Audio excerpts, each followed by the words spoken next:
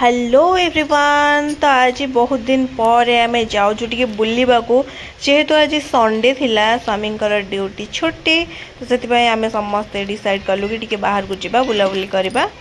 तो ये आम बाहरी गोटे पार्क को माने आम घर ठू आई थिंक 2-3 किलोमीटर हम तो से आम जीवु बोली बाहरी।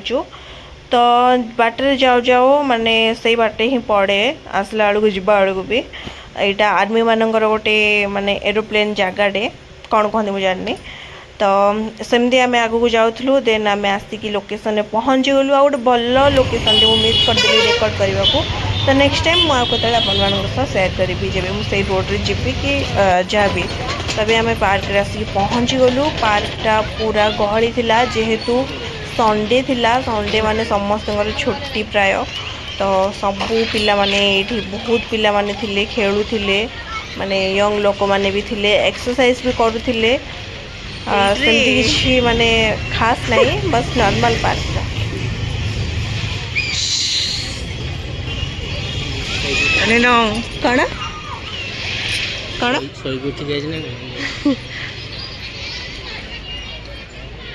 कौन अच्छी पार्क रे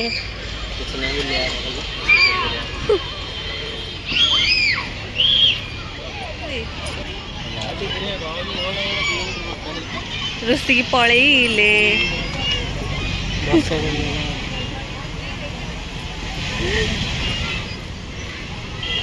चलो कौटे गोटे बसवा।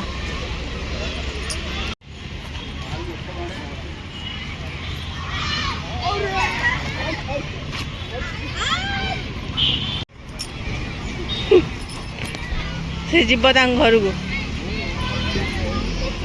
पुचू पुचू ये पार्कटा तो खाली गहली कि ना खाली सेमती जस्ट बुलिया आसलु मुझे जान नी माने ये जगह माने कौन अच्छे ये जगार कौन ना तो मुझे देखीदेली किसी भी नहीं गाइस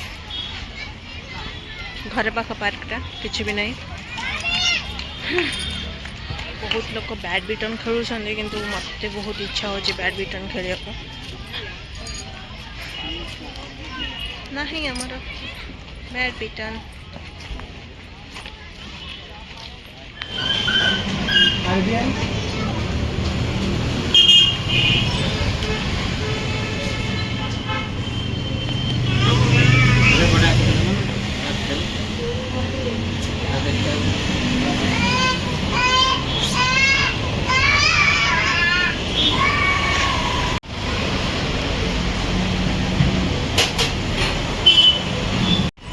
कितने बजे डांस करिए पुच्चू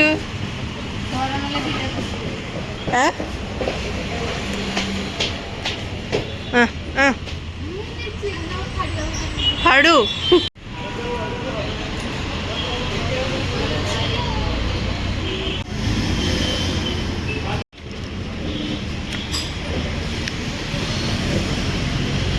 घास गछटा कौटी उठी घास किते ऊपर आमर टोटाली खियापिया सरला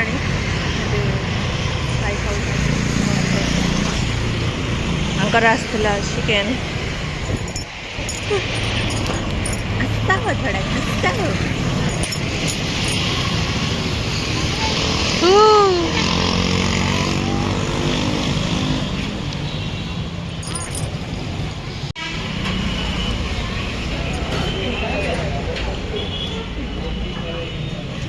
तमें तमें निज ना गोटे नहीं जाओ आम गोटे खाई दौर नहीं नहीं थर खाइबू राबिड़ी